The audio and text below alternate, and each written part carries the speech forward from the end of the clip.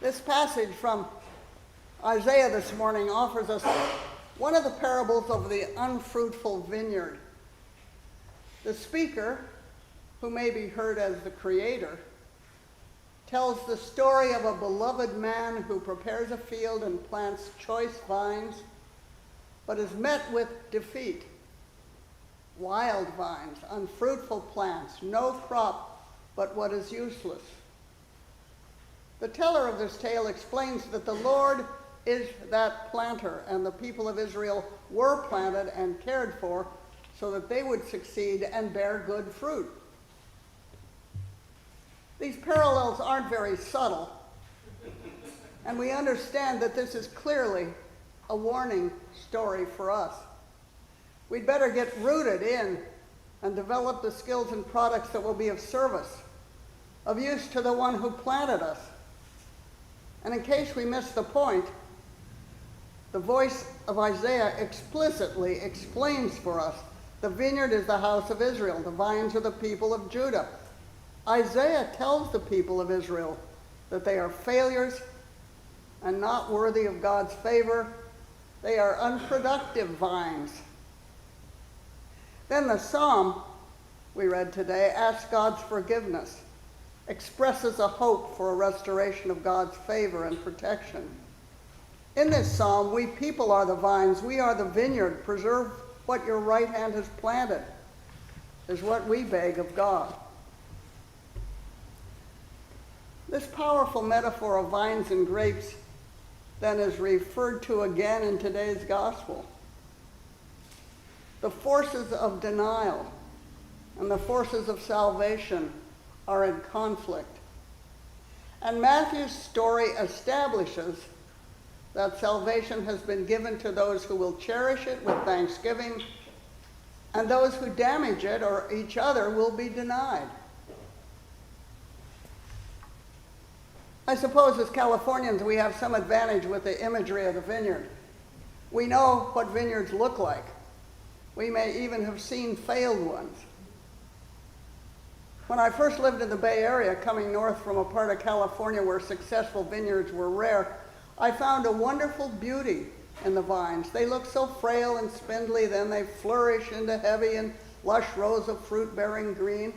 It's easy to imagine what a fruitless and drab space might look like if it did not bear fruit.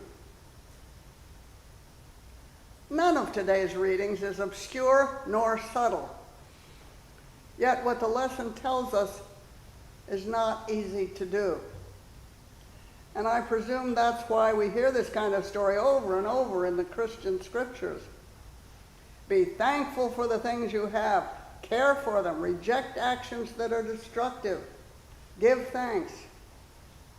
And if God or fate or circumstance places you in a position of guardianship or supervision or labor, then commit yourself to the positives of life and safety and love. All of us have some power or jurisdiction over someone or something. We may not think of these commitments and relationships as religious or godlike or especially holy, but the processes and successes of human life, of family, of community, are parts of the vineyard we've been entrusted with. Don't comfort yourself in the idea that these stories are about grapevines, and you don't have any anyway. The letter to the Philippians and Matthew's gospel are in fact written to you and to me and to everyone here and beyond. What could our world be like if we loved our neighbors? If we shared good things and worked to eliminate bad things? The hope of such a world has unimaginably been sustained in the church or by parts of the church, and each of us can feel some obligation to hear these admonitions and letters, not to the people of Philippi or Rome, but as the lyrics to a song or a poetic lament about loss or fear, but as life-saving advice to us. Why do we hear the same stories over and over, year after year? Why do 1,000 preachers every week try to attach the lives of sermon listeners to the words written down so long ago in a different language, for a different audience, in a different country with a different life, a different occupation, a different place, and a different culture? Because the message is so simple that we can't believe that's all there is to it. Love God. Love each other. You can't build a worldwide organization on that, can you? Would it do any good? Stay tuned.